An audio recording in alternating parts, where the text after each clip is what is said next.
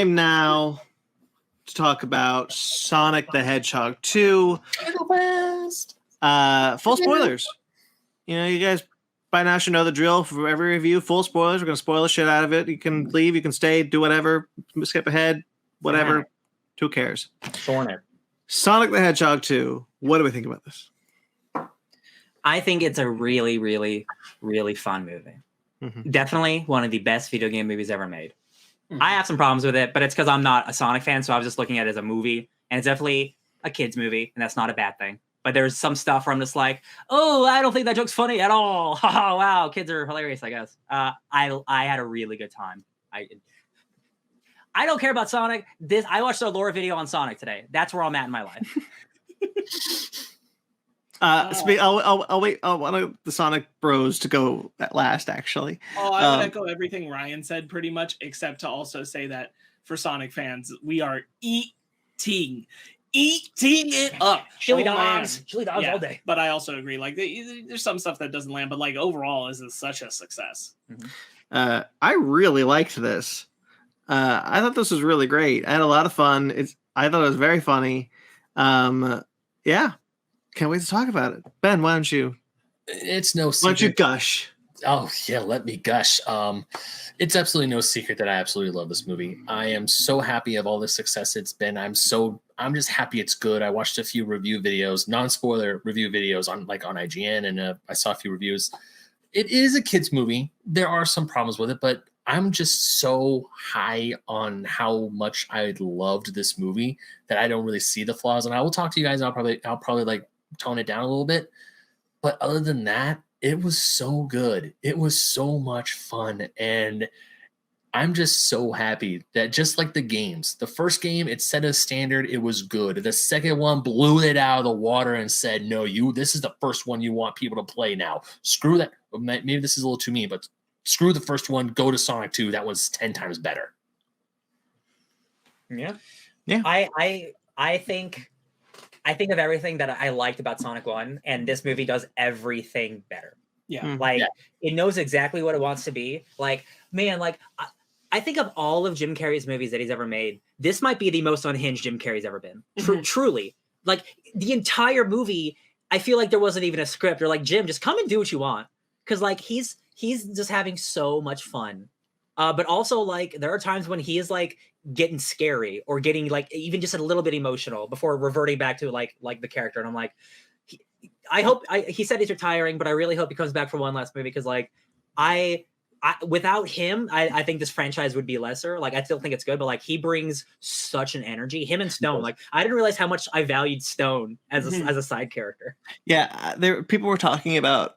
I heard outside of our theater when we were waiting, the one person said, if Jim Carrey doesn't come back, they have Stone as they could be the next Robotnik. I'm like, I like him, but Jim Carrey is irreplaceable. And you're right. There is something he's doing differently with his kookiness that's making it unhingedly scary. Like, he is seconds away from cracking, or he's already cracked. Mm-hmm. Specifically, like, when he's, like, in his, like, Emperor God mode. Yeah. He's just floating around. Oh, yeah. He was allowed to play, like, absolutely lost his mind because he'd been on that mushroom planet. So he can just be completely gone. Mushroom like, coffee. He is Sonic obsessed, and he has nothing else that he's, like, really striving for anymore. And it's like, beat Sonic, ultimate power, enslave humanity, and make robots. That's it. Yeah. And, like, he's just wild. That's the thing.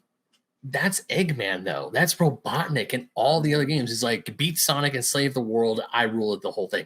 That's his MO since the very beginning. Right. And he nails it so well. And I mean, I was probably one of those people. I mean, I agree. That's like, yeah, if Jim Carrey is like done, he doesn't come back for Sonic 3, we have Stone. But I also agree, Jim Carrey as Robotnik just sets such a standard that I never thought I would see in a film before, especially for one of the villain I've known almost my entire life. Mm-hmm. Yeah, there's a scene, and it's a facial gag, so I'm not gonna do it. I'm not gonna act it out for the audience, for the listeners. But there's a bit where he's like catching something that's been thrown. The compass. They throw the compass Sonic throws the compass to Tails, and Robotnik, like this time slows down. He slowly comes into frame with the goofiest face as he catches the compass. Yeah. It goes out of frame. Very funny. Very good. The strength of this movie, I think it is a good. I think it's got a good message. I think all like the like the family values and like the friendship values are really good. Like that's like what Sonic's like about. I think the core of it, like especially building, like this movie does a good job of building off the foundation of the first one, using its human characters to its advantage where it can. The story of them feeling like it's kind of a shame that Sonic is all alone, because that's still carrying from the first movie's point. Sonic was all alone. And now he's got these parental figures who have adopted him, but they're still like, yeah, but he doesn't have friends. He needs friends, yeah. Like he's got us, but he doesn't have like a social circle, and he needs a social circle. And enter Tails and Knuckles, and that makes perfect sense. And like it really, really works, and it does make the first film like work as foundational text for it.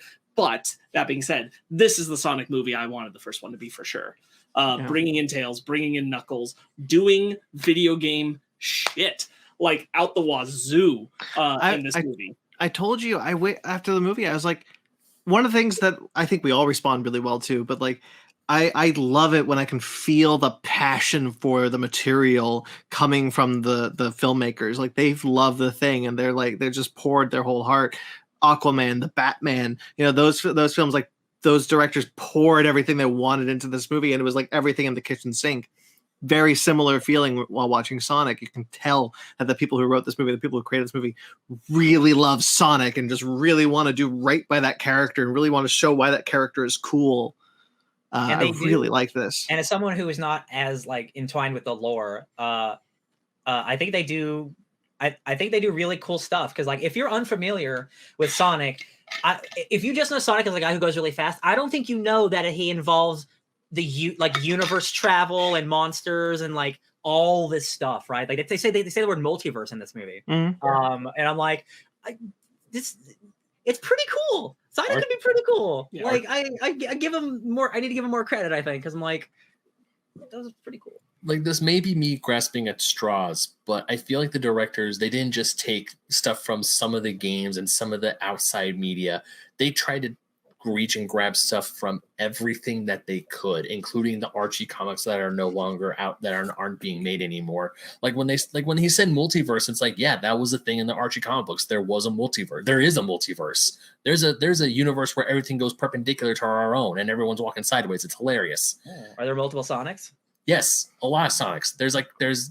You go into one of those multiversal Sonic the Hedgehog books. There's a Sonic Batman, a Sonic Spider-Man, a Sonic Human Torch. It's everywhere.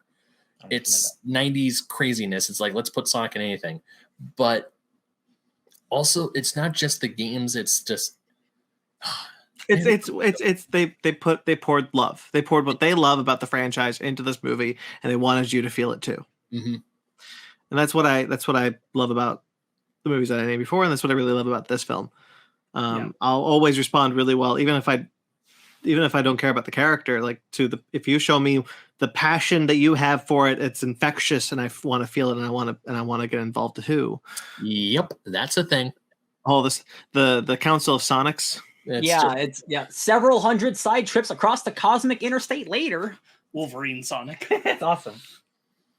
The thing that I responded to the most, like, this is a really absurd movie. Like the comedy is really bonkers, and like and I guess the first movie had some of that, but like I really feel this one, like specifically like all the bride stuff. Yes, it was willing to be bonkers with the humans. I ate it up. I thought it was so, like, oh my god, all the gunk stuff and like the secret agent husband. Oh my god, when the husband is revealed to be good.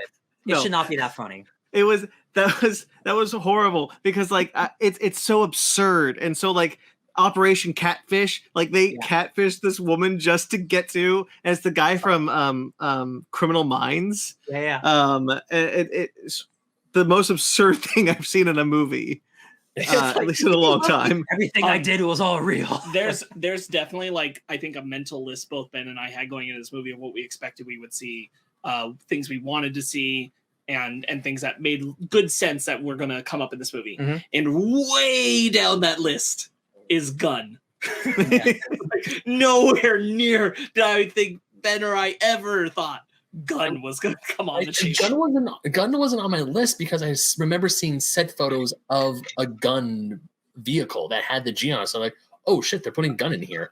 And I was like, maybe, okay, yeah. I mean, Sonic and Robotnik fought in San Francisco, so okay, that kind of makes sense.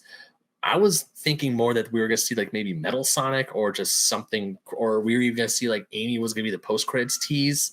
Sure, That's sure. And we'll get to that kind of stuff. We'll get to the real post My credits. point being, like, Gun is one of those absurd, kind of weird. They did the research. Things I just didn't think I'd see in a Sonic live action movie. Mhm. But the thing, like what Brandon was saying about how they put love and passion to it, they also, what I also love about this film is that they put love and passion to it. They make it work. Like when we see the emerald in the trailers, they never say it's a Chaos Emerald. They never say it's the Master Emerald. So we're postulating as like, what could the emerald be? Is it the Chaos Emerald? Is it a Chaos Emerald? And when we get to that scene in Siberia with like, hey, they did forge the 7 Chaos Emeralds and they merged to make the Master Emerald. I'm like, it's Infinity Gauntlet. It makes sense. It makes sense that they do this. And like, cool, they have found a way to put in the Chaos Emeralds and they found a way that they put in a Master Emerald to make it a really good MacGuffin. I was really impressed with how much of I think the stuff with the people works really well. Surprisingly, like I was really into a lot of that stuff, but like just Sonic and Tails, that stuff really impressed me because that's difficult to replicate with real people. Mm-hmm. With like, you can see like James Marsden and Sonic, that's a two-hander. They're always bouncing off of each other. But this time you got like 2 CG characters in spaces that are acting and reacting to live action characters. Very impressive stuff. And I was surprised at how engaged I was, honestly, more so than the human stuff. Not to say I wasn't, but like I loved the adventure with Sonic and Tails. Mm-hmm. It was a really engaging, really fun adventure story. It just Knuckles, really Knuckles worked. Well. Yes, Knuckles the Drax. I think you Mr. Drax. made a. I know you were taking it from online, but you made a great point about this has faith in its CGI game cartoon based characters in a way the Transformers franchise never did. Yeah, this is the Transformers movies, like they aren't really Transformers movies, right? Like this is a Sonic movie. It's all about Sonic. Like there are human characters, but like it's all about the emeralds. Like it's all Sonic shit. And I'm like, it's so nice that this could just happen. And it's crazy that like Sonic 2, it's Sonic and it's the sequel to Sonic. It's just like, here's how you make an incredible video game movie. Yeah. You do the thing and you have people you make it good. And it's like, man, it must be nice. Sonic fans. Yeah, I think you're right about like with the Transformers stuff, you could have always done a story with just the Transformers. And while the first film was saddled with a human character because the studio just didn't believe in the CG characters, this time that was able to build off of that foundation and create something really well. And now I'm just really bummed that the Transformers never got a movie where it's just two Transformers. You can still have the human characters are still a big part of this movie. Yeah. But like it feels like it's treated with respect and it's tied into the story instead of like, oh, we're making a human movie and we have to throw these robots in there. I definitely want to focus on that for a moment because like I went into this like there were things I was confident about. I was confident at this point I was gonna have a good time. Mm-hmm. I was confident I was gonna really like Sonic, Tails, Knuckles, and Eggman and the Master Emerald stuff, and that I was gonna have fun. I did not anticipate or have faith that James Marsden, his I forget the actress's name, but the one who plays his wife, yeah, and her sister were also still going to feel like not just appearances, they're still, but actual characters still part of the film, important to the story of the film. I didn't think we were going to get that. Mm-hmm. I didn't have faith they were going to go all the way with that and like make that still. That's what really like impresses me, to be honest. Like there's all the Sonic inclusion stuff. It's incredible. I'm very happy about it. It's very well done. Yay. The fact that the human characters were able to maintain relevance from the first film and build upon it is impressive. The fact that we did get the sister back, that we got the niece back, JoJo. You got her name. So I got Tika Sumter as Maddie, yes, and then Natasha Rothwell as the sister Rachel. I love both of them. Yeah. They're so good. Like there's a scene specifically. It's like halfway through the movie, and it's like during the bright stuff, and it's the two sisters like crouched down, and it's like I'm like, okay, this is the part of the movie where it's the human stuff, and it's not going to be as good. And it continuously was really funny the entire way through. And it's stuff like Randall, like, and there's the I've never laughed so hard at the name Randall before. Yeah. Right. There was because every time she was given a weapon, she was just like, and then I'll strangle Randall with this. Yeah. There's the I got distracted. What was I gonna say? Sorry. It was a great thing. I got. Oh, the scene where Sonic calls during the wedding. I need the ring. I clocked right away that he gave him the wrong Oh, yeah, ring. But how funny it was Yes. to get the ring back and just throw it in there. Tika Sumpter and James Marsden have the bit where they're going to Hawaii and Sonic's doing the fake airport terminal film. Oh, it's so good. And their commitment to the bit is so good. Their chemistry is so good. That Tika Sumpter is engaging with Sonic as though he is a child. Like in the and room. her child. Yes, exactly. And I'm like, this is really good. Like they invested in committing to what they're in, and that's part of what makes the whole thing so fun to watch. Is that they're not phoning it in. They are really delivering the fact that they live in the same world as Sonic the Hedgehog, and like that is wild, and it's incredibly awesome. Yeah. I know we're talking about the human stuff. There's one other thing I want to get to. One of the things when I was going into this movie, I was partially hopeful, but at the same time partially scared of, was that, I mean, part of me was hoping that the humans were going to take a back seat, or a very big back seat, because I want to see more of Sonic, Tails, and Knuckles. That's what I'm here to see. And Ryan, the same scene you're talking about earlier about with Maddie and Rachel when they're going to try and sneak past all those gun officers, I was like, okay, am I going to hate this part? I loved it. I loved every second of it. I actually cared about when it cut away from Sonic and Tails to focus on Maddie and Tom and Rachel in the wedding. I actually wanted to hear what they were talking about. I want, like, the whole yoga scene, or like the beach volleyball scene where Tom gets his ass kicked, and it's like Sonic needs that. And also one thing that really got me is when Robotnik's attacking Green Hills and Maddie's... I'm sorry, real quickly. You said the scene where James Marsden's getting beat with volleyballs. Sonic needs that. Sonic needs James Marsden to be hit by volleyballs. Oh my god, guys. Dude, like they're like having the best time. They're like just throwing water on each other, like we're best friends. And like Sonic needs friendship. I'm like, man, it's so good. It is good. But it's a good point, because like that was the thing, is that kept a relevant thematic element that kept those human characters tied to Sonic. And it made sense, even though they're not in the same location for so much of the film. The pacing about their story and how those elements are tied to each other are done so well. And the fact that they're informing on each other, like they're talking about their concerns about Sonic being alone, and Sonic is being shown for the first time not being alone, as far as like having a companion like him. Great. Really great. He really takes to Tails. Tails is like so like revelatory of Sonic, and Sonic really appreciates that, but also is really happy to see something like him. Not only an anthropomorphic animal from another planet, but one that's weird in his planet. He's a hero. Sonic's a hero. I do echo something that Ryan and I were talking about after the film, where I think Tails has probably the weakest of characterizations for the whole film.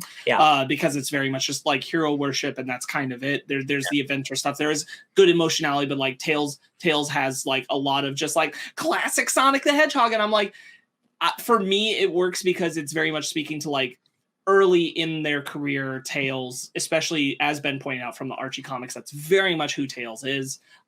Tails has not grown into the confidence of himself as a hero figure, so I feel like that can still come, but it definitely does get a little like maybe one too many of these Tails lines. I mean, one of the things I was also really scared about this movie is that Sonic was kind of like brush Tails aside. It's like, no, that's your best friend. But I also do agree that one of the lower points of the film for me is like when Tails kept saying only Sonic the Hedgehog could get in this much trouble. It's like, can you please stop saying that, Tails? You know this. It's a thing. It's a thing for me because like I'm not familiar. Like I know they're friends, but I don't know like that relationship. Like to me, it seems like Tails is almost like a stalker, and it's like luckily he's a nice guy. Otherwise, Sonic would be like hanging out with like his stalker. Well, that's what I really liked about it, because like. Not necessarily the stalker part, but like seeing like Sonic, like Tails really loves Sonic, and so that kind of gives Sonic what he loves, which is kind of an ego boost. He's been kind of down, he's been feeling lonely, and then he gets this thing who at first he doesn't think of as a friend, he just kind of thinks of as a fan, and then they become friends and then brothers by the end by the end of the movie. I Oh, thought that really worked. That stuff works. It's mostly for me, like, I just like all of Tails' dialogue. I think too much of it was, oh, Sonic's really cool, isn't he? And I'm like, I'd rather know more about you. Yeah, it's just dialogue stuff. It's just dialogue stuff. Like, I think the character is really well represented. I love the look. Like, the designs, like, they're even better than that first movie. Like, you brought up, like the spikes look so much better. When you go from the first one to the second one, like, it's clear that Sonic looks a lot better in this one, partially because, like, the team knew from the jump what they were going for. It stood out to me this last time I watched the first one, that, like, you can really see where the realistic idea is still in the back of Sonic's quills. Like, the back of his head still has a lot of that, like, it needs to look like specific separate quills. It can't look like his classic, like, kind of comes together as much look. That is much more clear here. They also, like, lighten up his blue color to something more, I think, representative of what he's like in the games and in the art. And this looks really good. Yeah, this looks really good. I think I love Sonic's look. I think Knuckles looks the best of all three of them, to be honest. He looks awesome. Like the like, it's such an interesting design choice, because, like, I understand the first decision to make it look realistic, and, like, obviously that's not the right choice. This is such a weird line of making it realistic, but it's still a cartoon. And I think they pull it off, like, magically. Yes. Like, it looks so good. It looks natural, but it's still, like, completely out of this world. You know what I mean? Like, And I think that's part of the thing, is, like, when you're willing to let all the characters engage with them and acknowledge them in this world, in this context, like, they're aliens, they're interdimensional beings. Exactly. And, like, you can just kind of be like, great. Yeah. Like, we can just do you don't need to explain why they look a certain way. Like, they're aliens. Like, who cares? Yeah. As much as it's the Detective Pikachu effect. You know, they feel Detective Pikachu, they feel like they belong in that world. Very similar here. Yeah. Quickly, I want to say something about Tails before I want to talk about Knuckles. Tails, I mean, I do feel like he was, like, the least well represented of the whole film, but I do love what they did, that they kept him as the genius. He's a gadget guy. He has all these really cool gadgets, and I love that they brought that into this movie. And it's like, man, and also his gadgets still have, like, that his little two-tail motif to him. Like, the boomerang that Rachel throws has, like, the two white tips on it. It's like, man, they did their research. They know what they're doing. It's so good. There's the joke where Rachel, she has, like, a gun, like, I don't know what this thing does. Doesn't even work. Psh, oh yeah, it works. And I'm like, man, she could have killed someone. Speaking on the tail stuff, like, Sonic has so much, like, thematic storytelling be done. There's the part about him being isolated and alone. But there's like how that connects him to Knuckles, what they've lost. There's him wanting to be a hero and being bad at it because he's trying to make the moment himself, and having the conversation, which is pretty good, with James Marsden, where he's like, you know, the moment's going to find you, and your powers are going to be needed, and you'll need to do it. And having Tails be this person who's idolized him, and Sonic recognizing in himself, when he's more focused on his selfishness, that he puts others in danger, and, like, that ultimately being, like, him recognizing not only when he needs to step up, but when he needs to embrace others to do it, and it's not just about him. All of that is in this movie, and that's pretty cool. He's got because he feels because Tails is the one who suffers because of Sonic's selfishness, right? Making the moment about himself, and he kind of like clicks him into the end of his arc, which is because he is like, I'm not a hero. Look what I did. Because of me, look what happened to Tails. Yeah, he thinks being a hero is flashy, saving the girl, you know, like taking pictures. It's like, no, man, you gotta like. Real quick on that note, another thing I really like about this one over the first one is, like, and it's still a little bit of a problem for me with the first one, not to a degree where it really ruins that movie, but, like, Sonic still doesn't totally feel like Sonic in that first movie to me. The character's not quite on the level of, like, the confidence and the coolness of who he is, who Sonic typically is. Like, it's not all there. It's there, but it's not all there for that first one. This one has that in spades. This is the Sonic who, like, likes to do things and look flashy, look cool, very, very stylish, very, like, devil may care attitude. And it still like has a grounded emotional arc about it, about how when he needs to bring that back down and when he can be that kind of wisecrack. The way he gives it to Eggman in this movie is so much sharper than it was in the first one. All of their interactions are just so fun. Ben Schwartz, the Sonic, he's excellent.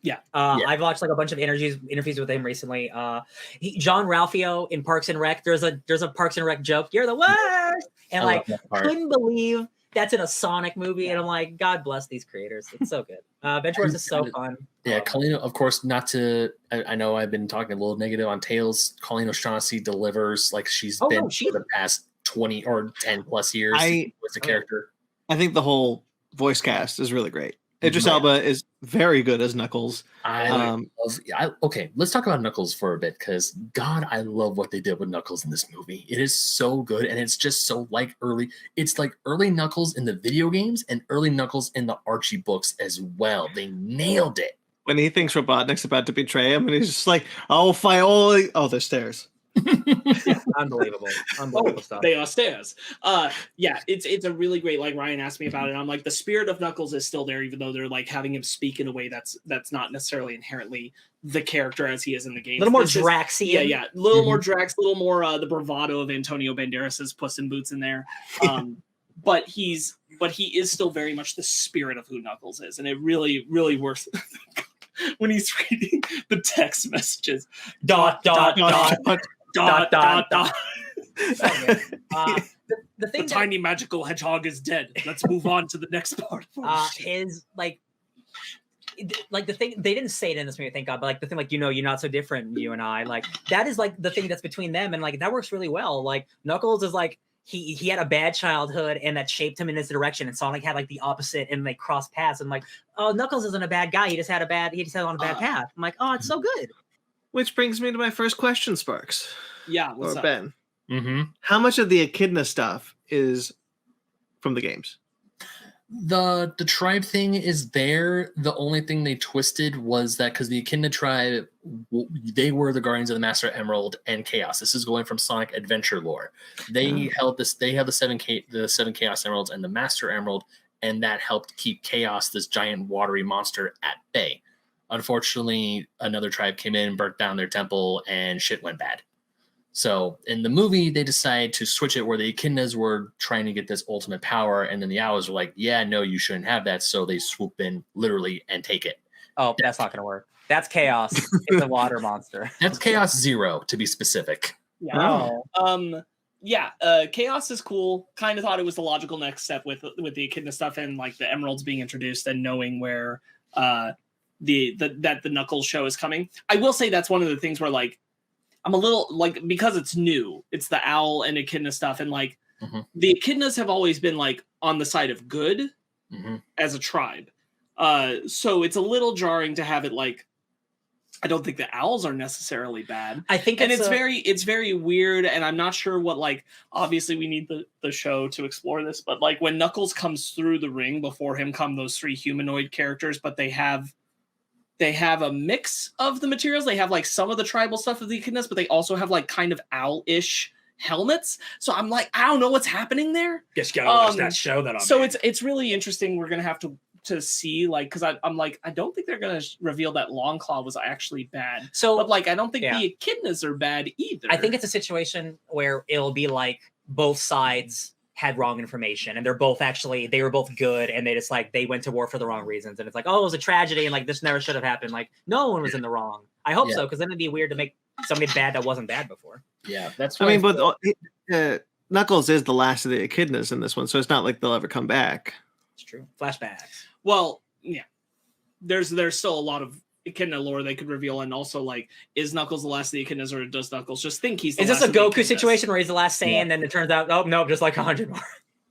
Ooh, do you think maybe we'll see the floating? I don't know. That's what I don't know. I was surprised we didn't see the floating island now. I know. Save or it, excuse me. I thought when that thing was revealed in the ocean, it was going to rise up. If that was going to be Angel Island, I was like, they freaking did it. Oh man, there's just so much stuff they can.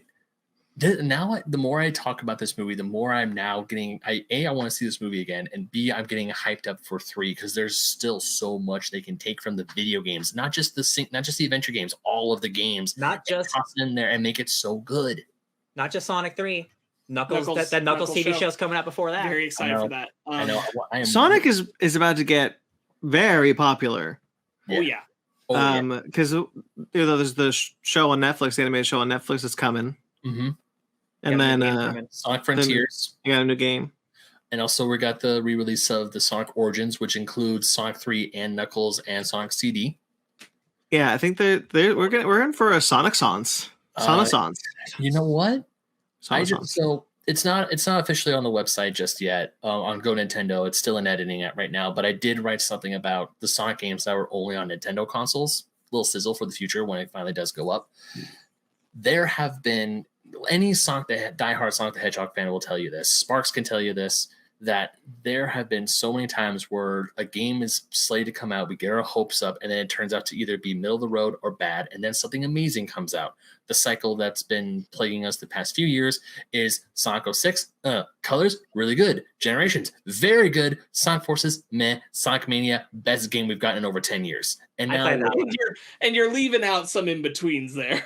Yeah, let's see. We got Sonic and Secret Rings. You left them out for a reason.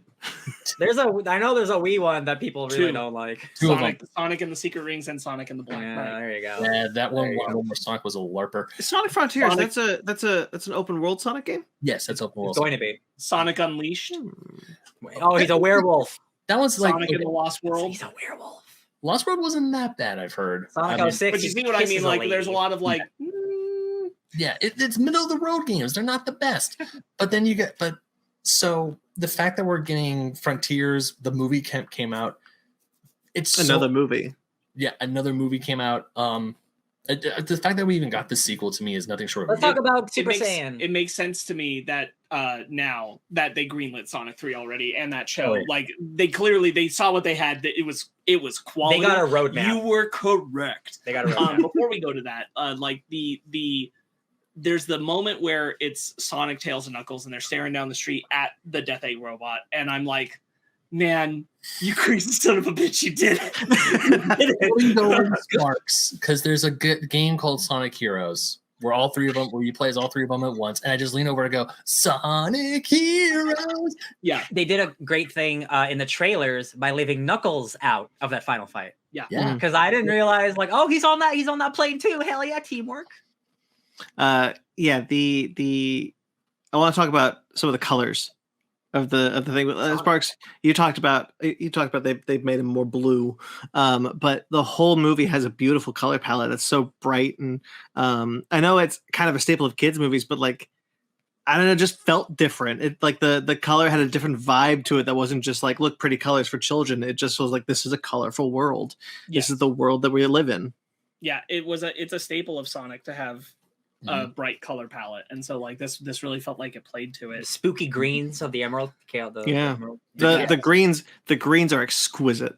Yeah, the green. Honestly, like I like in the whole movie, like my favorite stuff is like I like the whole movie, but like when Robotnik turns into God Emperor Robotnik and he's just floating and he's got the crazy voice, and this electricity's everywhere, and I'm like, this is so cool. This is really cool. When he's doing the Jaeger thing. I can smell the electricity in your brain. Yes, he is so creepy. Oh, I love it. So also there's got the manual. There's a lot of really great homages to so we got Sonic in the first film, and when we were driving to the movie, Fanny was like, "Do you think they're gonna say 'Do you know the way' to Knuckles?" Oh, did they? No, they didn't say it, but he's like, and Jim Carrey's or Robotnik's like, "But I can show you the way." So I'll take that as an homage, but even there's you get Sonic again. Yeah, where do we get Sonic? He's the fake propped up face. Oh yeah. When he comes up to look for him and he's like, "Oh no, I'm farting." Oh god. He falls I should use real farts. Yeah. There was another great homage. Wait, that's a thing from the game?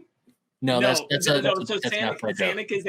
Sonic is an internet meme, and there's a design you see when like Crazy Carl in the first one is talking about the Blue Devil. His drawing is Sonic, which is like this just awful drawing of Sonic that became an internet meme as Sonic. And it's the same design on his face. Oh, there's this other great meme. There's like there's something else. Oh yeah, the robot manual. It wasn't a meme, but it was that's Sonic. Oh yes, the classic retro manual, classic Sega manual, and also like I read the manual. Yeah, and then when Sparks pointed out the Mean Bean coffee shop, I'm like, oh my god, Mean Bean is from Robotnik's Mean Bean Machine, which is a game, spin-off game from Sonic, and so the Mean Bean being named that, I'm like, man, these guys. Because I played Sonic Mania with you, Ben. I definitely recognize it's very subtle, but there is the underwater death music for literally half a second. And I'm like, man, and the way he takes in the bubble. Oh, and he takes in the bubble, and I'm like, God. video games.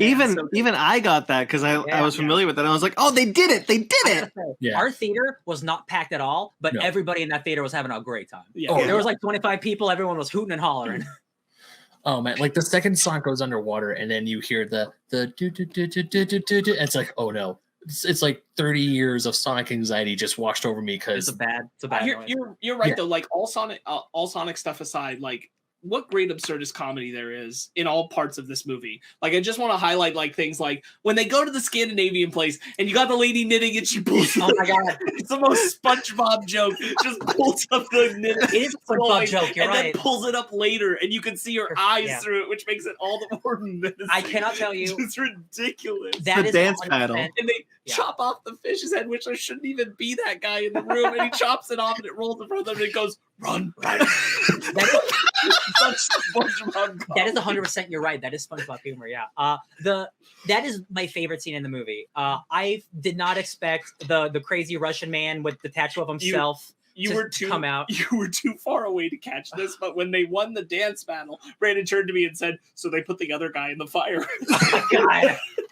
Yes, because the whole time, because this is what my brain thinks of when I'm high. I was thinking about that moment, and the whole time the dance battle, I was like, if Sonic and Tails win, do they have to throw the guy in the fire? Because like that's the thing, right? If they lose, they die. So it's so silly and stupid. The guy has the tattoo of himself presenting. He does the crossing, and then he does it to himself, tiny. And he's such a good dancer. Those were some hot ass moves. Yes. Some kicks. Those kicks, man. Yeah. Unexpected, killed me. Oh man, just that whole scene was great. And even the homages to the classic, like when you're in Siberia and he's going down the mountain skateboarding, that's Ice Cap Zone. Mm-hmm. Yes. I'm just like, God, they did it. They took one of the most classic Sonic stages from Sonic the Hedgehog 3 and they put it in this movie as an homage. Oh, I love that you brought that up because, like, I would not know this, but how naturally it felt to the story. This kind of thing that is apparently a reference. How it's just like it's part of the story. This is the story that we're telling.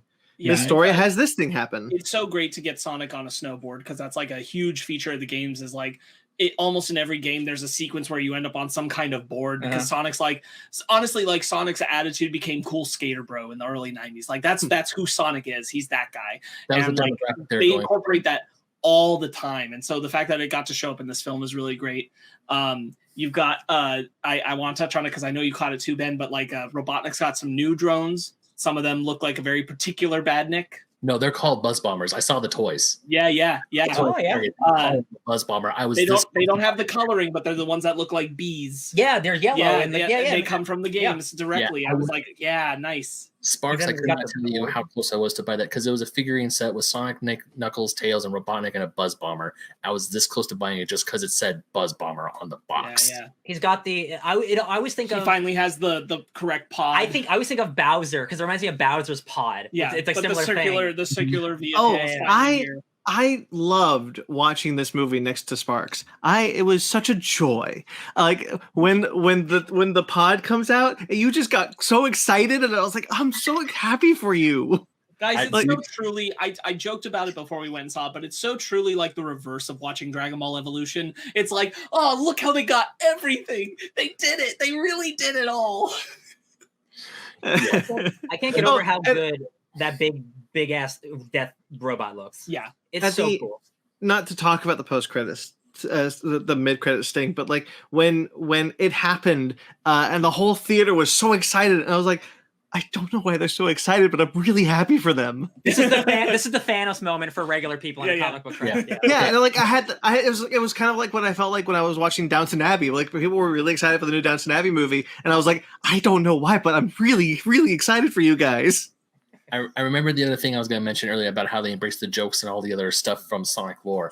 So you guys know how in the poster that makes homage to the video game cover. One of the best posters in the world. Yes, that poster is going to be going up right there next weekend, hopefully. There's this line in there where it says "Welcome to the next level." That was a famous Sega marketing campaign. Oh yeah. back in the 90s. And when Robotnik says, "Welcome to the new norm," I'm like, close enough. I'll take it. Yeah, I will take it. I'm pretty sure Jim Carrey is so wonderful in this movie. He really is. He's so good. He's so good. He looks so good in the role. Like now that we've got him with the shaved head, with the mustache, it looks great. I don't need the big gut. Like he looks great. Yeah. As is.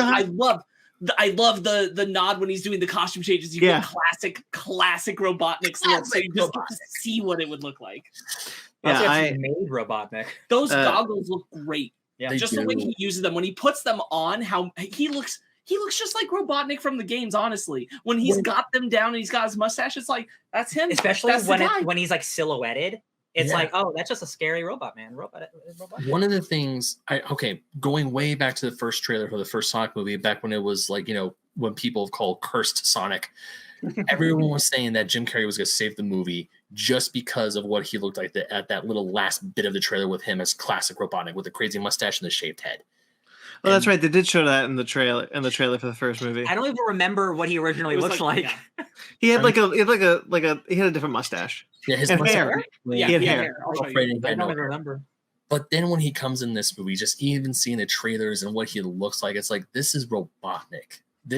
I don't need him with the big gut, but he looks so good. And we said it before and I'll say it again. If Jim Carrey does come back for 3, God, I hope he does, because I cannot imagine anyone else playing Dr. Robotnik besides Jim Carrey. So I'm doing a thing. So audio listeners can't see it, but I'm doing a thing where I'm mimicking his hand computer, and I'm doing it to prove a point. There is nobody who could prove. I'm sorry. Shut up.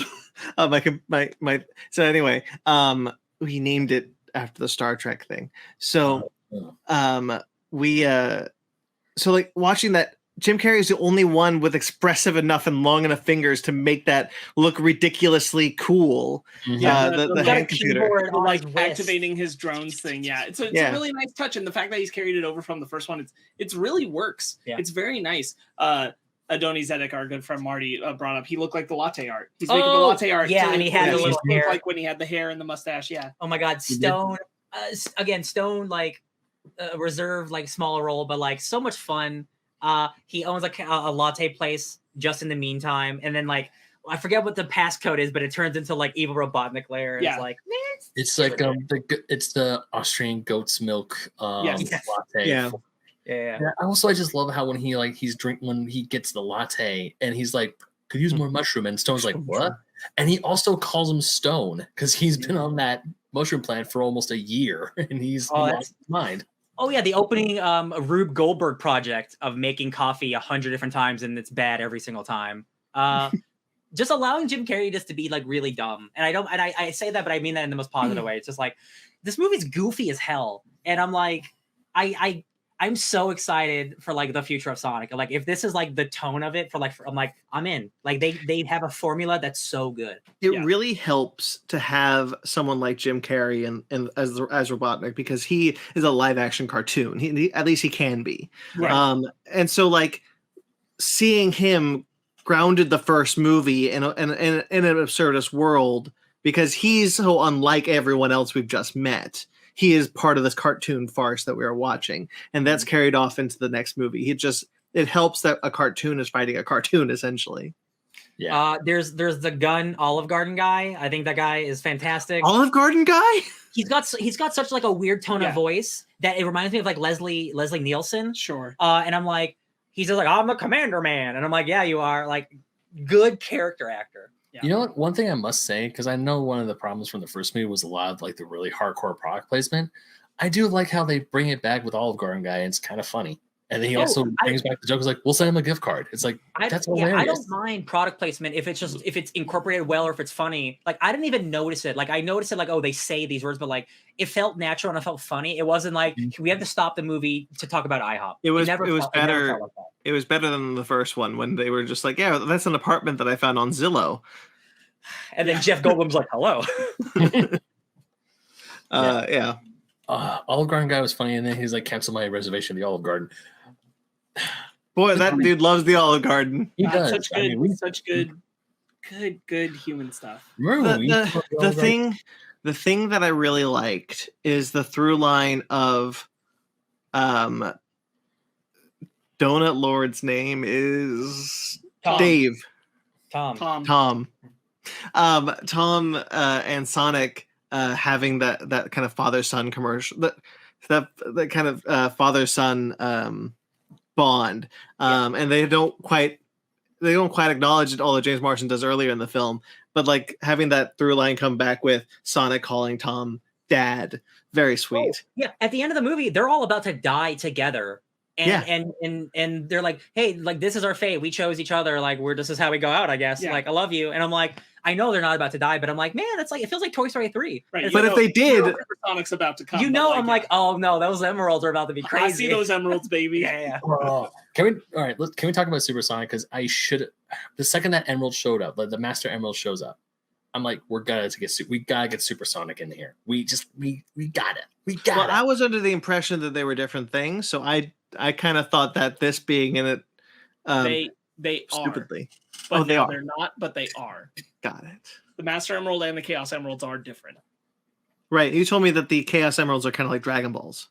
Yeah. Yes. They function kind of that way as far as like, spreading out and having to bring them back together, that kind of thing. Are there 7?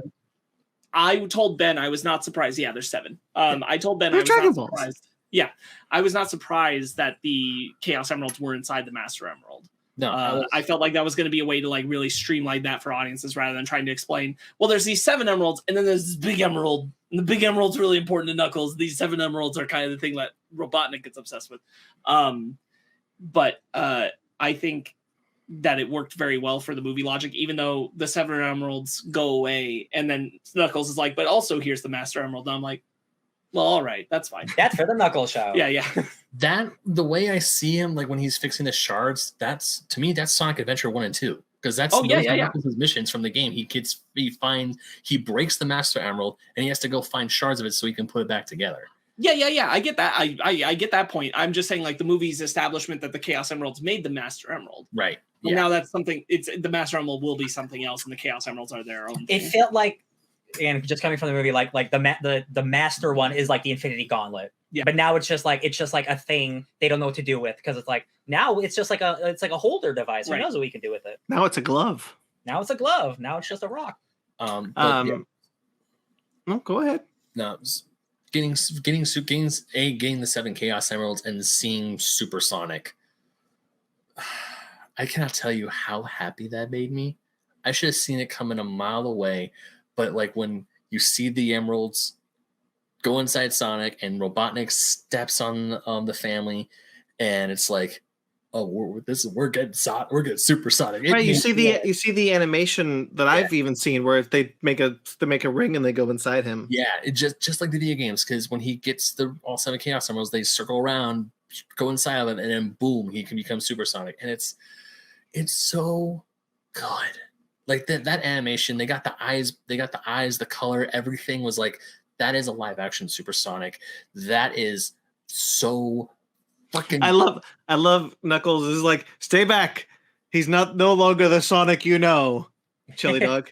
No, take that back. Uses godlike powers for chili dogs to make a chili dog. He's like, I take that back. He's and exactly the Sonic you know. What's really cool is he gives the power up and then it dissipates, and it's like, Sonic, you could have been a god. He's like, I could have been, but I definitely am like still a kid, and I don't deserve that power yet. And I'm like, what a responsible young man. Look at the arc that this young man has had. Yeah. That's character, baby. That's storytelling. I love it. I love how they do that, because I mean, in the games you only can become Supersonic depending on how many. You have to have 50 as your minimum, and then it's a timer. How many rings you get, it's a timer. You get 1 ring, you add a second. And he definitely lost all his rings, so I'm calling foul. Oh no, yeah. But in the way this movie works, and he's able to give up the powers of being Supersonic so he can save his family, and after saving his family's done, he's like, okay, I don't need this anymore. He gave up unlimited chili dogs. He did. Yeah. But that's what Sonic does. I mean, we don't really talk about Sonic's personality, but in the games and in like all the comic books, both IDW and Archie, he's the person who will always do the right thing. He may be a little bit brash, he may have the way of doing things, but he will always do the right thing in the end. And in this case and instance, it was giving up ultimate power because he doesn't need it anymore. Yeah, he's just here to have a good time. And if he has to stop some Eggmans, he will. But he's just here to have a good time. Don't get in the way of his good time. Yeah. Mhm. Yeah. And if he needs this, if he feels like he needs them again, he can just go seek them out again. Yeah, I mean that's what happens. All the games in the adventure through on that happens. I love Knuckles being incorporated into the family. I think all that stuff is really fun. I love how Tails and Knuckles, and also I'm really happy they put in Tails' real name, Miles Prower. Me too. Though I was kind of bummed that there wasn't a moment where Sonic went, "Your name is Miles Prower." Yeah. Just so that Ben could realize it. I know. I knew it because I remembered that when you said that, it unlocks the information in my head, but like I definitely forgot. I did want to say like this was something where really not a knock on the film, it's more just a comment on marketing. Like I preferred the moment in the trailer where Knuckles caught Sonic and said, "Do I look like I need your power?" rather than where they put it in the film. Oh yeah. I thought having him holding him like that and then saying, "Do I look like I need your power?" and slamming him into the ground was a really good beat. I'm kind of bummed it was in a different location in the film. He just goes like pathetic or something. Yeah. I wanted to talk about Supersonic a bit more. Oh, sure. Okay. Yeah. Namely, how many more movies do you think we're getting that are doing Dragon Ball Z before we get the Dragon Ball Z movie? So here's the thing. I truly cannot believe that we got Supersonic before we got anything. I was about to say the same thing. Yeah, that's how crazy this is. Like this unlocks something for someone going, "Oh, we can do that, but with peoples." Yeah. Oh, well, like we got like Aquaman, Captain Marvel, armor. Yeah. Sonic. Yeah. How much longer are we piecemealing a Dragon Ball Z movie together before we get a Dragon Ball Z movie? Like I would not want. It's an interesting question. First, like, do you do Dragon Ball or do you do Dragon Ball Z? But if you just start at Dragon Ball Z, right? I would not totally hate if they lean more into the comedy of a Dragon Ball and they make not the people who made Sonic 2, but like the same type of movie where it relies on comedy and then when it needs to get dramatic, it can be dramatic. Because like I'm trying to think who would I get to make a Dragon Ball movie, and I'm like, oh, I get like the craziest filmmaker in the world. But I'm like, maybe that's not what you need. Maybe quite honestly, something smaller. Quite honestly, Sonic in this movie, not entirely, but mostly acts as a Goku character. Yeah, yeah, a little. So like, or the what's his Monkey King, Monkey Prince, Monkey King, person, but. So this is a pretty good template for what a Dragon Ball or Dragon Ball Z movie could be. Yeah.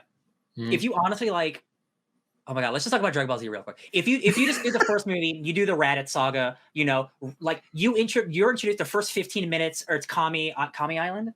That was called Kami Island. Kami Island. Like you meet Goku and you meet this is my new son and this is my mentor, Master Roshi. Then the villain comes. Like you can do a 2-hour easy, simplistic, fun version of that script. Yeah. Like I see it in my head after Sonic 2. I see it in my head how you do it. I think the ideal path, honestly, I've thought about it a lot. Is I do think you need to do Dragon Ball. Yeah. I think you need to do Dragon Ball, then go Dragon Ball Z. I do think you have to. I think you have to do at least 2 Dragon Balls. And I just wonder if they will. Maybe 3 or 4 Dragon Ball Zs. Yeah. I also deeply think like if you really want to go for it, you really want to do something. You make the Saiyans black. Yeah. Dragon Ball Z means so much to Black culture at this point, and the representation, whether it was intended or not, that has become a white tyrant overlord wanting to eradicate all monkeys, and what that has meant. You give that role over and let them dominate that, something that has become a cultural touchstone. Like you got something real, like you could put a lot of work into what that means for those characters. Listen, Michael B. Jordan is directing Creed 3 right now, and he bringing anime inspirations to that movie, and I'm like, all right. That's the thing. Okay. It's like it's a huge cultural landmark for our generation, but it's especially a cultural landmark for Black people of our generation. Yeah. And like that's you really want to do something with it. I think you go ham wild and you do it that way. But yeah, I think you started Dragon Ball. I think you started Dragon Ball, and I think you have Goku fight the Red Ribbon Army. That'd be great. It's just crazy to me that we got Supersonic before. For real. But like here's the thing, like the moment Captain Marvel happened, I'm like, there's Super Saiyans right there. Yeah. Right there, baby. Yeah. might be Captain Marvel, but it's right there. Well, let's talk about something else that's super cool. Let's talk about a guy who shoots some guns. The fake hedgehog. The fake hedgehog. All right, so the genetic. I cannot believe this was the tease. yeah, so Mag is in the chat. Hey, by the way, hi Mag, how's it going, bud? Oh, Mag. He's curious if we get Metal Sonic. Unfortunately, you're not. But then I just had a thought.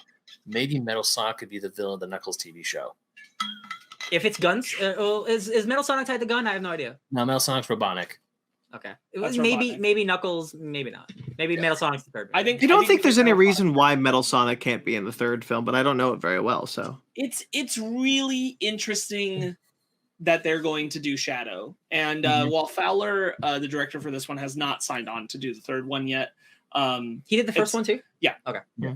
It's not clear who will be directing the third one. He has spoken about like when you pick Shadow, there's a lot of like reasons why people will love that character from Sonic Adventure 2. There's a lot of story elements that you need to maintain to make like fans appreciate it, which basically is saying like you gotta do the stuff with Maria, you gotta do the space colony arc, or you're not like respecting the character enough. So you're gonna get some really wild stuff because of that. I'm stunned it's going to be Shadow the Hedgehog, but I'm really thrilled that we'll get to see it. There's still like I just hope like, and I don't think that it does. I don't think like going to Shadow next means that other things are now off the table for the future. Yeah. I'm just surprised that we're going in this order. I remember. I never read the article. I probably should have. I just saw a quick headline of it on online during one of my breaks at work, where the director said that going forward with Sonic films, or if they do make more after 3, which right now, like look at their track record, God, I hope they do. They're not going to take the strict timeline of the games to heart. Like, obviously they're not, because chronologically speaking, the third game, it would be Sonic the Hedgehog 3 and Knuckles, which would be the next film. Well, But sure. if Knuckles was in 2, we don't need to do that. We don't. But I need mean, to, but I mean, even not one for one in games. Like they're not going by like the chronology of like when events happen, that kind of thing. They'll which do is- the MCU which is- thing. They'll which pick is fine. What picks But from this new timeline. But I yeah. agree with Ben that like I think that there's just like Amy Rose and Metal Sonic are two things that I think both Ben and I definitely anticipate are like they're the logical next step from including Knuckles and Tails. Mhm. You get the first Robotnik making a robot to beat Sonic out of the material of Sonic, like being like, I mean, like it was always right there because he still has the quill. Yeah. So it's always just kind of like right there that like, of course, Robotnik could design a metal component to Sonic, and like Amy Rose is such an iconic character. It's very much like one of the main Fab The way Sonic characters. So that seems like it would be next. Yeah. So going to Shadow is wild, but it doesn't put those off the table. True. Like the way I was watching, the way I saw it in my head, I was hoping we would get like a kind of like how the first movie had 2 post-credit scenes. Like there was like the one with Robotnik, with him and his classic idea and rock reconnaissance joke, and then we get to the credits scene, and then we get the reveal of Tails. I was hoping we'd see Robotnik or maybe even Sloan working on a Metal Sonic. You see his eyes light up for a second, and then go through the credits, and you see like a news report of a news thing of Green Hills. You see a screenshot of like Sonic, Tails, and Knuckles on the plane, and then you see a pink hedgehog and someone in the background going, "Amy, dinner's ready." That would have been perfect to That's introduce. your Amy is, yeah, Really it's very thought of this. specific. for me that would have been like, "Holy shit, she's there." So But what I still getting Shadow is great. the way I see it is like we just got Tails and we got Knuckles. Yeah. If Shadow is the only villain in the next movie, he's overpowered. They need Metal Sonic. They need something else to even the battlefield. Is Shadow a character like Fast and Furious where he becomes part of the family? Yeah. Well, I think like Because this is turning into Fast and Furious. Because like yes, to me it feels yes. like The answer is yes, which Okay. is one of the reasons why I'm also kind of surprised it's Shadow, because like Shadow would be another person who like just like Knuckles you're kind of bring onto the team eventually. Yeah. So that's why I'm kind of surprised that's the direction we're going next. Yeah. Like the other thing being like you'll still have Eggman. Yeah. In theory, let's just assume. Gun Let's just as assume an like entity. Eggman is still a problem. Yeah. Gun goes after Sonic because they think Sonic is doing bad things that Shadow's actually doing. Although I suspect that will be a little different because Gun is aware of Shadow, as according to this tease. So we'll see how that. By plays the out. way, great line. My God, Project Shadow. Yeah. My God, Project Shadow. Okay, also one of the reasons why I do want to see this movie again is because when we saw Shadow, the entire theater, myself included, was screaming like, holy shit. I held up guns, baby. I know that game. See, I don't know the good Shadow. I only know the bad Shadow. Right. I remember the trailer. It's gonna be really interesting how this will play out. But like, there's all kinds of things on the table. It could be Metal Sonic. It could be the other ultimate life form that comes attached to Shadow when he first appears in Sonic I want to Adventure see 2 as the ultimate villainous force. Robotnik's, like from the comics, like Robotnik's dumb two henchmen, like the two like goofy. Are we talking about Scratch and Grounder or Orbot and Cubot? I don't remember. There's I think goofy, he's thinking of Bot and Cubot. Okay. One of the last comics we read. There was like that's goofy Robotnik henchmen. Cubot. I'm like, if like Stone's cool, but like I would love some CGI like evil guys. Stone to me is essentially filling the role of Snively. Like I don't think they'd ever do Snively. Snively, but he's basically Snively. So that Snively is who I'm thinking of. Yeah, I think That's what I'm Stone is thinking of. essentially like your placement for Snively. Yes. That makes He's the sense. guy who would run the Eggman Empire if Eggman was ever like away or considered dead, but not really. We just don't know where he is. Yeah. Speaking of which, we get the Eggman, though, like the classic Eggman logo, which on a lot of stuff, which makes me stupid happy. Oh yeah. Yeah, I was, When he's making so carefully making the latte art, the dude just That guy's like, why'd you do this? so sad. There's something else because I remember I was talking to Sparks about getting Rouge the Bat, who was another villain, and whose villain turned good or semi good guy because she works for Gun in the games, but she would be the main antagonist for the Knuckles because she's a jewel thief. And what does she see? The Master Emerald. There you go. We got the villain for the TV show, baby. Is Rouge like the Catwoman to his Batman? Yes. 100%. I'm gonna get into this lore. Shit. is Fast and Furious a Dragon Ball Z story? Think about it. Every villain turned into a hero. Same Dragon Ball Z did that. Dominic is pretty much Goku. That's just classic anime. Yeah, Dominic is pretty much Goku. This is Namek. That's true. I don't know. He's the flat character that changes the world around him.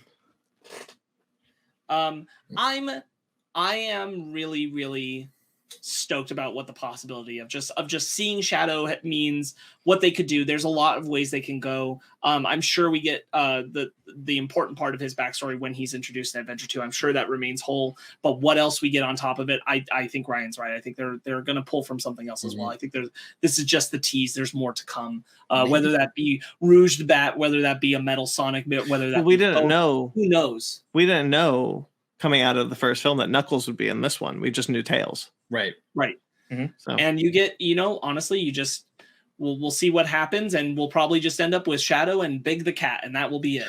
I gotta talk about the temple scene. Sure.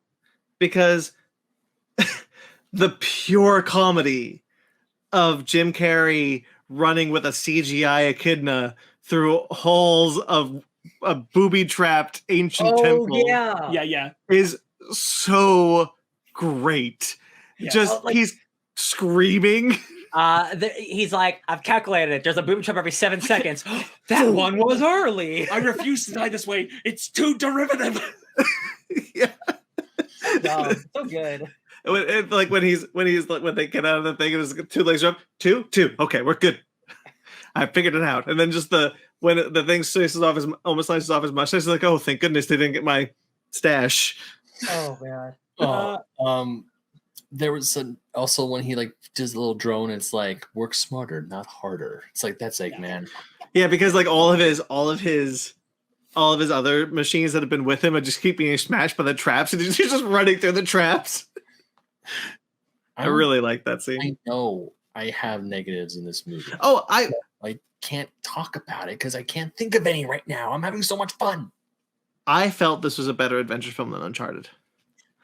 Oh man. Because like this felt like it. Because this felt like an adventure. Like I felt like they were doing puzzles. They're light puzzles, sure. There are no puzzles in Uncharted. That makes me mad. Yeah. That's the whole game. To Ben's point, like talking about some negatives, I think we maybe spend a little more time with Wade than we need to. I think that's like maybe the one detractor. I'm happy about when it gives us a little bit more Stone, but it's maybe a little on too thick. And I like that actor a lot, and I'm glad they brought him back. Yeah. but maybe we're there a little too much with him. It's not, none of it's bad, but it's definitely probably the weakest stuff. Right. The only time that I really just kind of appreciated his character was when so the beginning when Sonic flies by and he's the speed trap. It's like, hey Wade, hey Sonic. Yeah. I thought that was all we were gonna see from him, to be honest. Yeah. I just think it's a smidge more than was needed. I think my biggest thing is like, it bothers me that I don't understand who those are, and it's really never talked about or referenced again. Like, Knuckles did not come through that ring alone. He came through after 3 other guys, and like, we don't know who they are, why they were there, what's up with them at all. And it's not addressed by Knuckles at all. Sure, Ben, but like, can you tell me the answer? Not right now. I haven't read it yet. Right. See, okay, fine, but I shouldn't have to read the comic to get that answer. Yeah. It's a confusing, it's a negative on the film that like, it's bizarre that Knuckles acts like he's never had anyone he can count on. It feels like they know each other. Like they walk in. But he came through that with them. So I'm like, he has to have some kind of connection there. It is probably like, we know there's a show coming. I don't think everyone else knows that, but like, we shouldn't have to rely on a show to guess. Like, there should have been one line of like, even if I didn't get an explanation about who they were, an acknowledgement of some kind of their presence beyond Eggman beating them up and then trying to get past them, and like they kind of didn't matter at all. Like, you just as easily could have done Eggman running for the ring portal and Knuckles coming out. That would have worked just as well. Like, why were those guys there? They don't really serve the film in any way because Knuckles never references them again. It is interesting that, like, again, there's not a single reference to them at all. Even like they were a means to an end. And I think that would have been enough. Whatever. I think it's a negative that there's just no acknowledgement of who they were. They're so confusing. When I saw them come on screen, I was racking my brain with all the Sonic knowledge I have. Is like, who are these guys? What are they trying? They're definitely not swap bots. I was like, what the heck are these things? And then they just get taken out, and then Knuckles shows up. All the more confusing because they're not just echidnas; they're humanoid characters. And so, like, I don't know what this means. And it's because it's like opens the movie too, so it's like, oh, we're gonna come back to this, right? When they first popped out, I thought they were echidnas because they look like the echidnas from the beginning of the first movie. But then I realized they were. But then I realized they were in CG, and I was like, oh wait, they're people? They're real. Yeah. Very weird. Yeah. Other than that, one of the complaints I've been hearing from a lot of reviewers is that the film is too long. How long was this movie? 2 hours. 2 hours. It is 30 minutes longer than the last one, but like I think I didn't feel it. The jokes weren't good, but like all the jokes are pretty much good. As you pointed out, you would think that the wedding part is the part where it'd be like, you really didn't need that. Yeah. Not true. Excellent. Yeah. I would change a thing. So looking back a few years ago when we reviewed the first Sonic, I saw the movie twice before we reviewed it, and I do remember seeing like picking apart a little bit more. This time I've only seen the movie the one time. I'm probably sure that when I do go see it again a second time, I might find, okay, here's a few little more nitpicks, but at the same time, I walked out. I know I walked out of this movie way more hyped, way more excited, way more happy for the future of Sonic the Hedgehog than the first one. The first one, I was just happy it exists and it was a decent film. I was like, we got the Tails tease, and I'm like, you know what? Whatever they do next, I will go in with high hopes, cautious optimism. Now, strap me in. I am ready for whatever this ride is going to take me. I got really excited at the end of this movie because I was like, there's going to be another one of these, and I'm very excited. One last sequence I do want to highlight that we haven't touched on is how great the sequence is of Sonic running across the ocean. Oh, it's really great. I was going to bring it up next. Yeah, really excellent sequence. I love that. So good. The whole like lead up to it is that he's doing this because he's like, I failed Tails and I'm going to fail the world, and having the arc of being scared of water. Like, that's just scared of water, but he's unable to swim. Canon in the games and the comic books, by the way, so great job on them. Canon all across the board with Sonic, so I'm glad that they did it. And so it has the stakes, and it shows like Sonic's never run on water before. Yeah, this is new for him. Jesus. And I really like the charge up stuff. And then just it looks so good when he gets into the storm with it's just rendered so beautifully. It feels real. I turned to Sparks and was, this is the coolest thing I've ever seen. There's a Jedi hologram of Longclaw. Yeah, there is. Longclaw's new, but I'm like, I don't know what's going on with you, Longclaw, but I want to know your whole story. Right. I love it. Not gonna lie, I was really, really, really, really hoping that when Sonic was charging up to go in the water, he was gonna do the super peel out. Oh yeah. We haven't seen that. We haven't seen that in the movies yet, but they did cutely acknowledge it with the opening when you have the little Sonic thing in front of the making the mushroom coffee, and he's doing his feet do the little red spin roll. Is cute, yeah. We did acknowledge that, which once again, I will say, not enough Sonic turning into a ball for me. I will say that. I wanted more of him doing the spinny dashes. I will concede that only partly because boy did that Knuckles fight fill my quota. This was the first time when he's running through the maze. This was the first time where we see him round a corner, and he's using the ball form on the ground in the dash. That wasn't in the first movie, so he's peeling out. When he's going dash form, and he grabs when he's going through the maze, so cool. But you get the pillar. You get the pillar with the spikes on it, which is from the game that chases him off. Marty brought it up, but we brought it up earlier. The bubble swallow. Yeah. Super good. The fight between Knuckles and Sonic is so well choreographed. The two of them kind of again this Dragon Ball Z thing where they kind of go to the other edge and they come back and they start fighting and she's turning into a ball and he's punching and it's a lot really solid. Yeah, like people jumping in the corners, then like, sure, like yeah. I was so into that. I was like, yeah, you charge up. Yeah. Even like good looking movie, yeah. Even though Knuckles isn't the fastest thing, I mean, Sonic is obviously the fastest thing in this universe. Knuckles still can keep. I mean, he can't totally keep up, but he can keep pace with Sonic. I didn't know he was I didn't know he was also speedy. Yeah, we also get that Tails can do it. Like they have a burst of speed that's more than like people, but like that's like Sonic's like slow-mo speed. Yeah. Not Sonic's like speed. Yeah. Mm-hmm. Yeah. But the fact that they still let Knuckles run and he has like the red trails behind him, just like how Sonic has the blue ones, like they just do so good. Speaking one of my gripes. Go ahead. Well, I was like speaking of the Sonic slowdown speed when he's when he gets so fast that he slows down time in the temple when the missiles are going slow or aren't like completely stopped. They're just kind of going slower. Yes. I thought that was a really nice addition to the last one when he just like stops time essentially. Right. That was one of my gripes with the first one is I didn't like that Sonic could just stop time because that's never been a part of it. And I'm like, that feels like that makes him too powerful and there is a difference. Him moving faster, but things are still in motion is something that they did in this one twice. And I think it works very well. Yeah. The whole sequence where he's coming over and he goes through the drones and like gets on the buzz bomber and makes it eliminate a bunch of them. Really excellent. Just awesome. Mm-hmm. Yeah.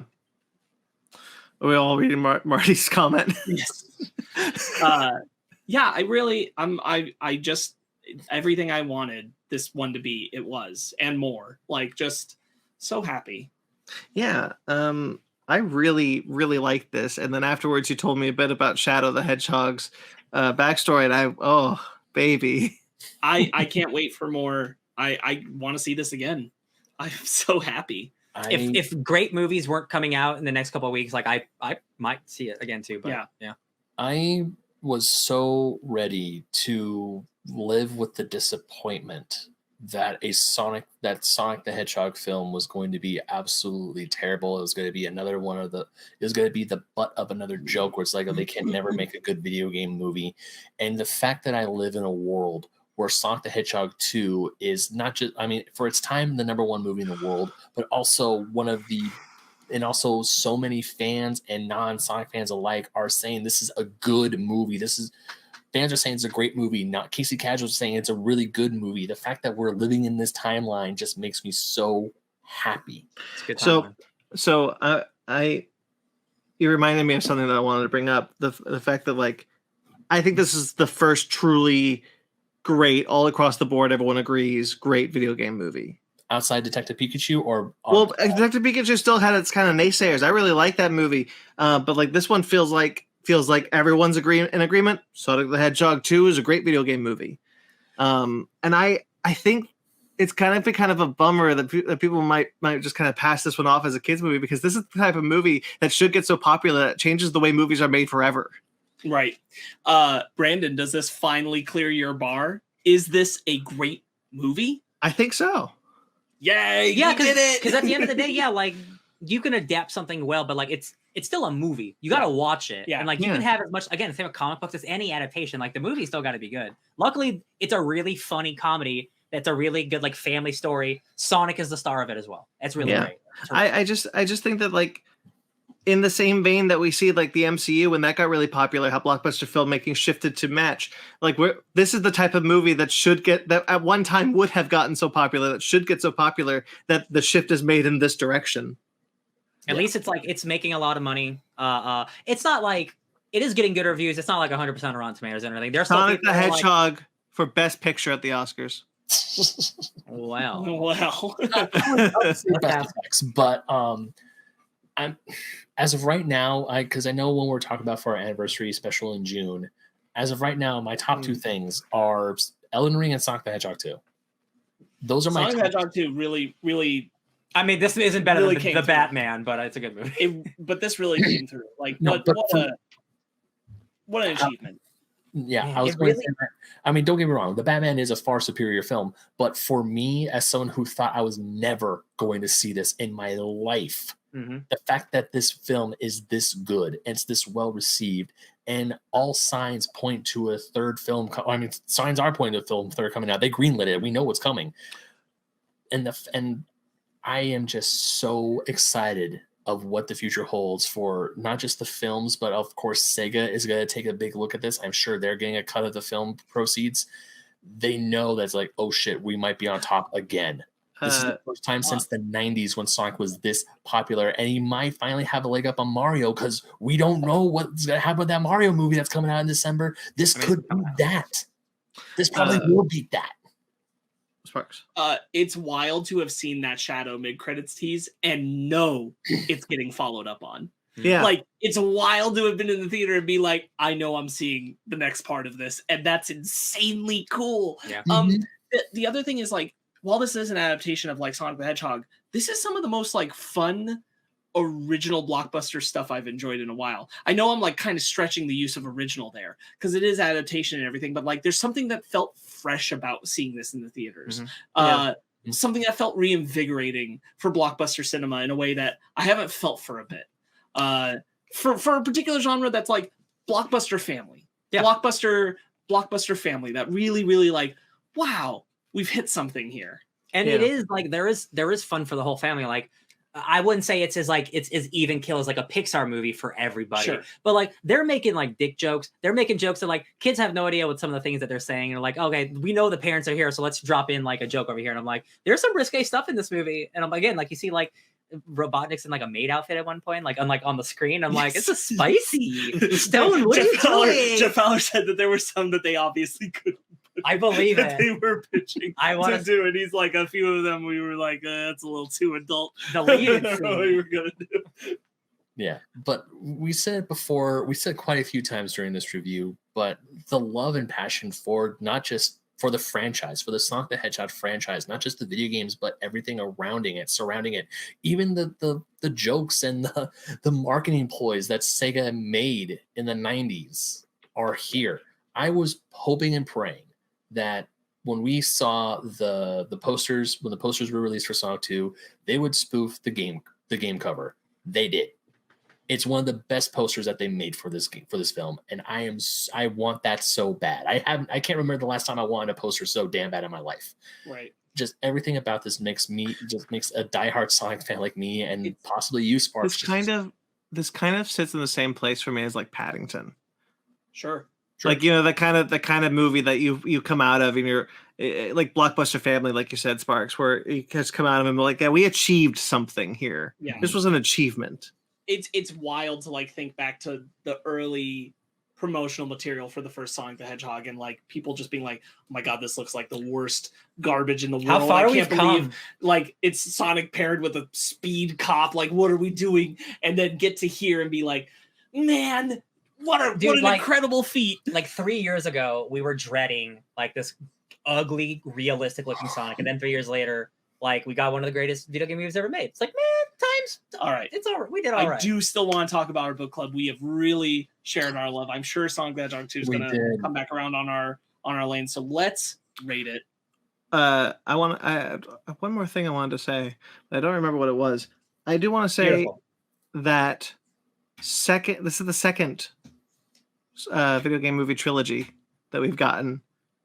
It's only ever been 2: Resident Evil and this. Oh, and Resident Evil's like 2 times 2. Yeah, but I only count like trilogy. They got that first trilogy, but yeah, interesting, right? Very. Yeah. Okay. So let's rate it. Ben, why don't you go first? I'm still riding high. I gotta give it a 10. The Sonic fan in me is saying everything about this movie. It's not a perfect movie. It's not. It's truly not. But for me, this is me speaking as a diehard Sonic fan, as someone who's been bleeding Genesis Blue ever since he held a controller for the first time in 1993. This is everything I hoped for and more, and I cannot wait. It is a 10. I cannot wait to see this movie again. I may give it a lower score throughout the year, but I don't care. Right now, it is a 10 out of 10 film. It is amazing. If you are a diehard Sonic fan, 10. If you're a Casey casual, 8.5. Amazing film. Amazing film for Sonic fans. I may surprise you, Ben. No, actually, Ben had it exactly right. I'm giving it 8.5. If you are a fan of Sonic, there's a lot to love. I think Tails is a little grating at times. Maybe that's because I'm not familiar with the character, and I'm sure learning more about him will give me more love. But the 7th time I heard, "Boy, Sonic, I love you so much," I'm like, no, I get it, my guy. You're cool. I get it. 8.5. Really fun time at the Still movies. Such an incredible rating, though. Yeah. No, like this is the best video game movie probably since Detective Pikachu. Yeah. I guess. I keep forgetting that movie came out. But yeah, do you think I think it's better than Detective Pikachu. I mean, like, and I saw it recently enough where I can really say that, and I'm like, there's something in this that's taking it beyond. Yes, because I remember I only saw it the once, but I remember having some issues with the third act for some reason, and I don't have any issues with this third act at all. So yeah, best video game movie. I think the thing is, the third act might be the best third act I've seen in years. I think at the end of the day, the thing is, like, Detective Pikachu has problems that pull it behind in its script focus, whereas this one is like, even when like anything else could fail you, it still remains a great comedy. Yeah. So it's like awesome. Funny for me. It's a 9. Hell yeah. I absolutely am so pleased. I've expressed it plenty. I am quite pleased with this film. Beautiful. My last thing I was trying to say was that it feels like a world where a magical pyramid can show up underneath the ocean, and James Marsden could live in that world. Yes, and that's crazy. I think that's a really good feat. I'm kind of the opposite of Ryan. Like, I think even if you're not a Sonic fan, this movie's a blast. Yeah. So like 2.5 is a good score. No, I know, but you said there's not a lot for Sonic fans. I'm for non-Sonic fans, and I don't necessarily agree with that, which is why I kind of give it. It's definitely a 9 for me. I had a ball. Like, I can't wait to see this again. I can't wait to own this, and I want to see the next one. Like now. I'll tell you one of the things that I'm thinking about it. I liked the adventure, the journey. This is going to sound more negative than it means, but it was super simplistic. Like, we got to go find a compass. We found it. We got to go to the place. We did it. And I'm like, okay, there wasn't anything else to it. And that's not a bad thing, but it didn't as not a Sonic fan, there wasn't a lot for me to chew on, but I still had a really good time with the characters and stuff. But like, the journey maybe it was a little too long for me. Who knows? 8.5. I have to have a conversation with you about that, Sparks, about the long claw map that Obi-Wan Kenobi'd. That was wild, because I thought it was the same map. I thought it was the same map from the first movie, but it's not. So did I. No, because it doesn't have the circle with the other circles in it. It's just a map of like Earth or something. Oh, I thought we were just. I'm not sure. Yeah. I thought we only got like a tight look on one part of it. Answer me this question: how come he was able to touch the map all those times before, but it turned into the Obi-Wan hologram? Because he said Master Emerald, which is like the keyword, because it meant he knew that it existed. Yeah. Gotcha. Okay, so he was looking for it. Gotcha. Yeah. Okay. Cool. Pulled that out of my butt. All right, I'll take it. Sure. Well, that's what I'm saying. That's why I thought it was a different map, because like if he didn't, he wouldn't touch it often. It would just be kind of an accident. No, I think it's the same map. All right. Great movie. Really happy we saw it. Really happy we get to do it. Awesome. Good. It's awesome. All right. Movie.